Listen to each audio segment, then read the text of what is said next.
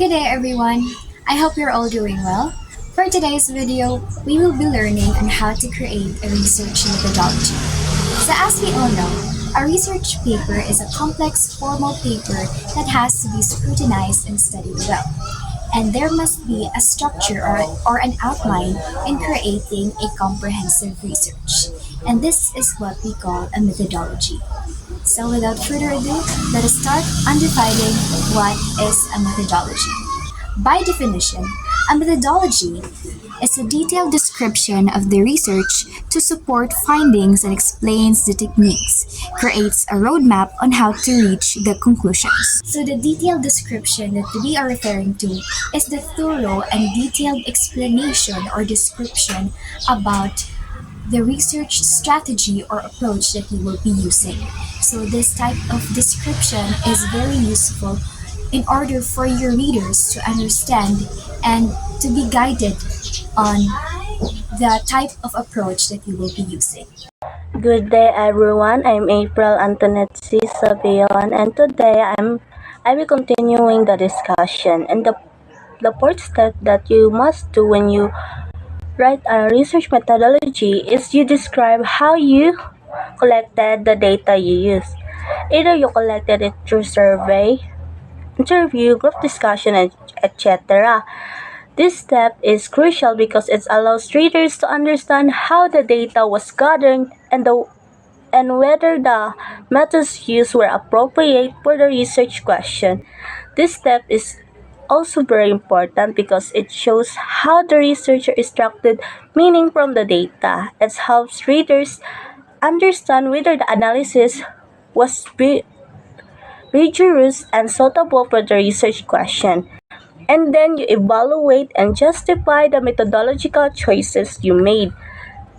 This step is vital because it demonstrates that the researcher has thoughtfully considered the research design and methodology.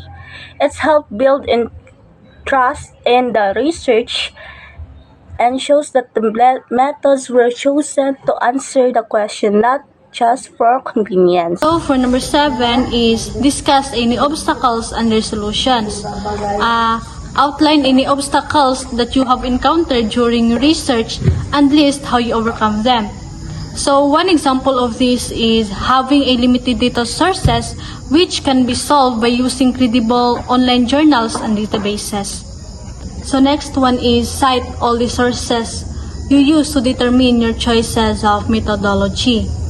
These references provided insights into various research design, data collection methods, and analytical technique that guided the study's overall methodological framework. And now, let us simply differentiate what is methodology and method. So, methodology is the theory or plan guiding how the research is done, while method is the specific tools or techniques used to collect data. What to avoid in writing the methodology section of our research.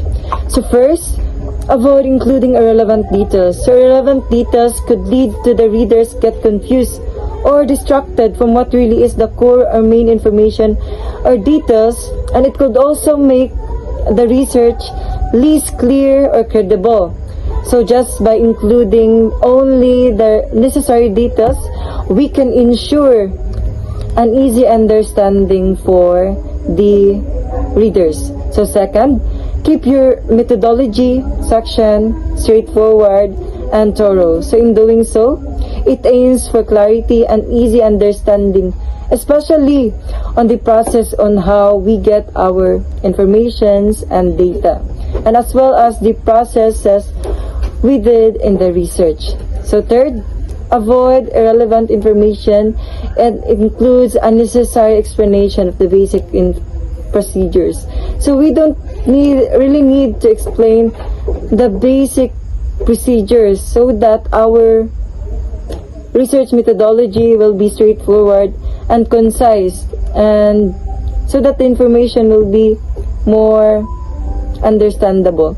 So last, do not ignore the problems you might encounter during the data gathering procedure. So it is essential for us to discuss the potential problem or limitation we encounter during the data gathering, such as the access, bias, respond, data quality, and as well as the schedule conflict of the respondent, so that we can explain on how we can address or mitigate them to ensure a validity for our findings, or so that we can give a recommendation.